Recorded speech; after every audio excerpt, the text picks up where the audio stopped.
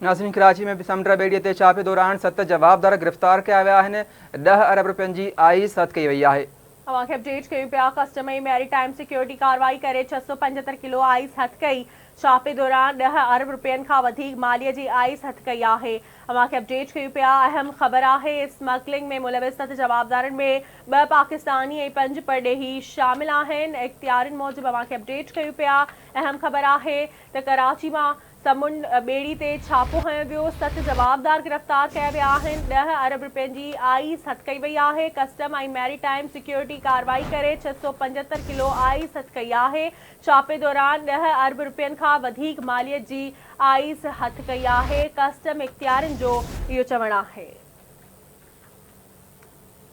समुंड ॿेड़ी ते छापे दौरान 7 जवाबदार गिरफ़्तार कया विया आहिनि। 10 अरब रुपयनि जी आइस हथ आई आहे। कस्टम ऐं मैरीटाइम सिक्योरिटी कार्रवाई करे 675 किलो आइस हथ कई आहे। छापे दौरान 10 अरब रुपयनि खां वधीक मालियत जी आइस हथ कई आहे। कस्टम इख्तियारनि जो इहो चवणु आहे।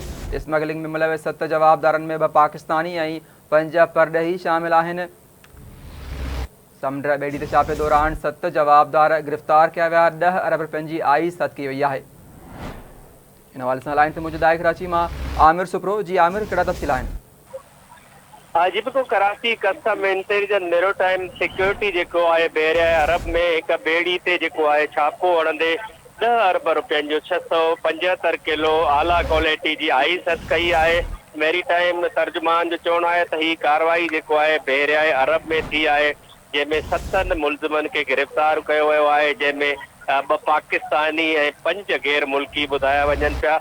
ही मंछा जेकी आहे स्मगलिंग करे रहिया त बहरिया अरब में जेको आहे कस्टम इंटेलिजेंस एजेंसियुनि जेको आहे छापो हणी करे 10 अरब रुपए जी जेको आहे आला क्वालिटी जी हीरोइन पिणु हथ कई आहे।